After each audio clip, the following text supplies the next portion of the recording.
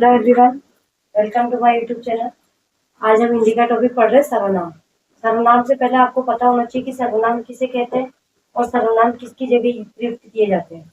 तो सबसे पहले आप ये पता होना चाहिए आपको कि सर्वनाम होते हैं संज्ञा के स्थान पर प्रयुक्त।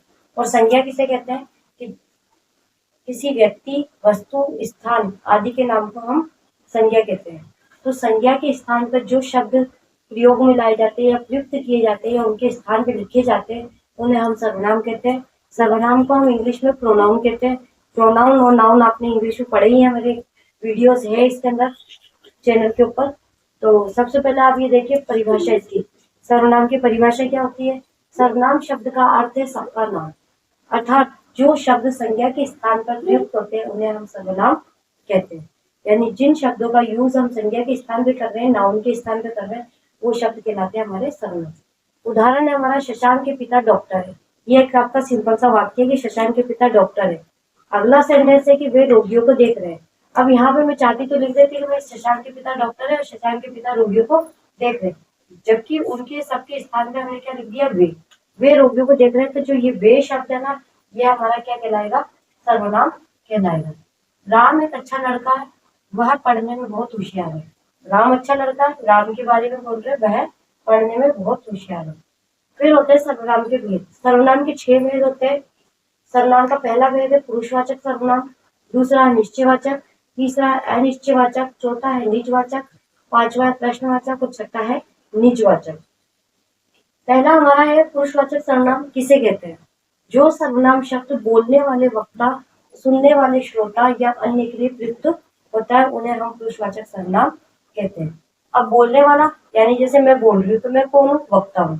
जो मुझे सुन रहे हैं, जो मेरी क्लास को अटेंड कर रहे हैं, जो सुन रहे हैं, वो क्या कहलाएंगे? श्रोता कहलाएंगे। और तथा अन्य कोई तीसरा होता है, हम दोनों के अलावा, सुनने वाले और बोलने वाले के अलावा जो भी लोग होते हैं वो हमारे अन्य पुरुष में आते हैं। इसके 3 भेद होते हैं।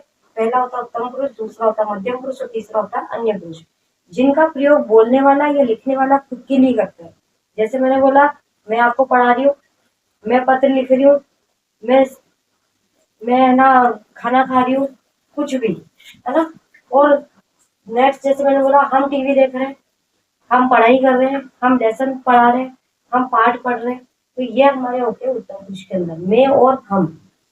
दूसरा होता है हमारा मध्यम पुरुष, जिनका प्रयोग बोलने वाला सुनने वाले के लिए करता है। जैसे मैंने बोला कि तुम किधर से आए हो, तुम कहाँ जा रहे हो, तुम इधर आओ, है ना। तो ये वाले शब्द, जैसे तुम कहाँ रहते हो, तो मैं बोल रही हूँ और तुम सुन रहे हो, तो वो होगा हमारा मध्यम पुरुष। तीसरा होता है अन्य पुरुष। अन्य पुरुष का प्रयोग, जिनका प्रयोग अन्य तीसरे लोगों के लिए किया जाता है ना। ना तो खुद के लिए हो रहा है, ना सुनने वाले के लिए हो रहा है, अन्य किसी के लिए हो रहा है। जैसे वह कल मुंबई से आएगा, अब वह कौन है पता नहीं है, वे आ रहे हैं, तो वो जो भी आ रहे हैं वो तीसरे उसमें अन्य पुरुष में आ जाते हैं। नेक्स्ट है हमारा निश्चयवाचक सर्वनाम। जो सर्वनाम किसी पास या दूर के व्यक्ति, वस्तु या स्थान की ओर निश्चय पूर्वक संकेत करे। जैसे मैंने किसी की तरफ इशारा करा कि ये मेरा भाई है, ये मेरे चाचा जी हैं, ये मेरे पापा है, ये मेरी मम्मी है, मैं अपना रिलेशन बता रही हूँ पूरे कॉन्फिडेंटली उनकी तरफ इशारा करते हुए, तो वो हमारा होगा निश्चयवाचक सर्वनाम। अनिश्चयवाचक सर्वनाम, जिस सर्वनाम के द्वारा किसी निश्चित वस्तु या व्यक्ति का बोध नहीं होता है उसे हम अनिश्चयवाचक सर्वनाम कहते हैं। जैसे इसका उदाहरण है, कोई चिल्ला रहा है, अब बाहर कोई चिल्ला रहा है, हमें पता नहीं कौन चिल्ला रहा है, इसलिए इसमें क्या आया? कोई शब्द जो है वो हमारा अनिश्चयवाचक सर्वनाम में। दूध में कुछ पड़ा है, तो दूध में क्या गिरा हुआ है हमें नहीं पता, लेकिन हमने बोल दिया कि दूध में कुछ पड़ा हुआ है, तो ये कुछ जो शब्द है वो क्या है? हमारा अनिश्चयवाचक सर्वनाम। नेक्स्ट है हमारा संबंधवाचक सर्वनाम। जिन सर्वनाम का प्रयोग वाक्य में प्रयुक्त दूसरे सर्वनाम के साथ संबंध बताने के लिए किया जाता है उसे हम बोलते हैं संबंधवाचक सर्वनाम। जैसे जो करेगा सो भरेगा, जैसी करनी वैसी भरनी, ऐसे कई सारे वर्ड है, जिसकी लाठी उसी की भैंस।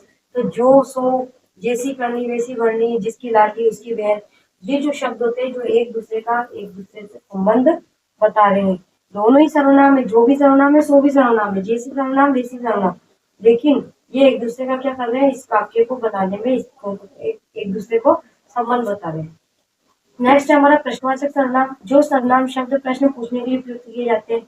बाहर कौन खड़ा है, गिलास किसने तोड़ा, तुम कब आए, तुम कहाँ जा रहे हो, तुम क्या लेकर आए, है ना। है ना, आपका नाम क्या है। तो ये सारे जो शब्द है वो हमारे प्रश्नवाचक सर्वनाम के अंतर्गत आते हैं। नेक्स्ट हमारा निजवाचक सर्वनाम। निजवाचक सर्वनाम होता है जिन सर्वनामों का प्रयोग अपनेपन का बोध कराने के लिए किया जाता है, उन्हें हम निजवाचक सर्वनाम कहते हैं।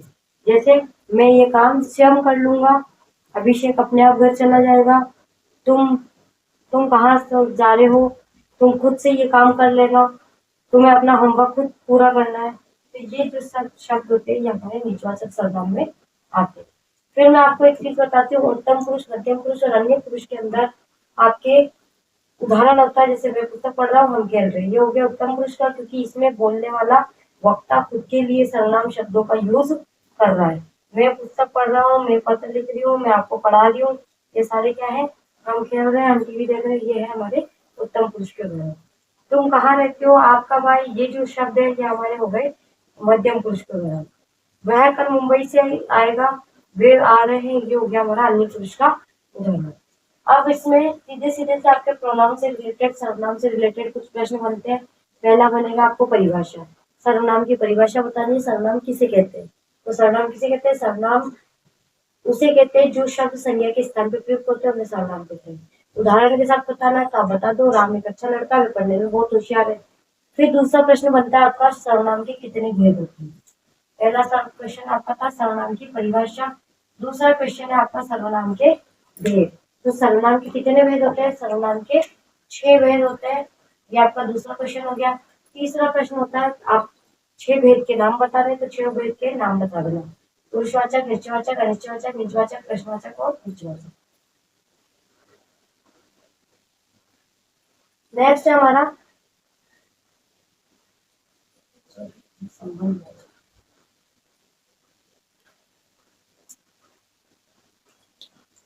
नेक्स्ट है आपका क्वेश्चन बनेगा, पुरुषवाचक के कितने भेद होते हैं। तो पुरुषवाचक सर्वनाम के 3 भेद होते हैं, उत्तम पुरुष, मध्यम पुरुष और अन्य पुरुष। फिर उसके बाद आपके क्वेश्चन बनता है कि भाई आपको 2 उदाहरण दे दिया गया, कोई चिल्ला रहा है, दूर में कुछ पड़ा हुआ है, ऐसे कोई भी और भी कुछ उदाहरण दे दिए, बाहर कौन आया है, तो ये हो जाएगा आपका, आपसे पूछा जाएगा इसको कौन सा सर्वनाम है, आप बताएंगे अनिश्चयवाचक सर्वनाम। ये जो करेगा वैसो भरेगा, जैसी करनी वैसी भरनी। इससे रिलेटेड अगर आपसे कोई प्रश्न पूछा जाता है तो आपका प्रश्न बनेगा कि ये इस किसका उदाहरण है, तो ये संबंधवाचक का उदाहरण है। प्रश्नवाचक के कोई 5 उदाहरण बताओ तो आप बता ही सकते हैं। तो इस तरीके से हमारा ये सर्वनाम का टॉपिक कंप्लीट होता है। अगर आपको वीडियो अच्छा लगा हो तो लाइक, कमेंट, शेयर करना, वीडियो को सब्सक्राइब, चैनल को सब्सक्राइब करवाना, और अपनी मेरी वीडियो को लाइव जो होती है 8 बजे से 9 बजे के बीच में, उसको आप शेयर करें और ज़्यादा से ज़्यादा लोगों को जोड़ने की कोशिश करें।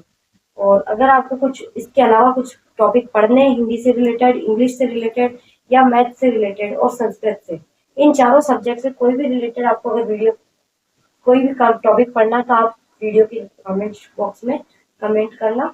और थैंक्स फॉर वॉचिंग, आपने मेरे वीडियो को देखा, बहुत बहुत धन्यवाद।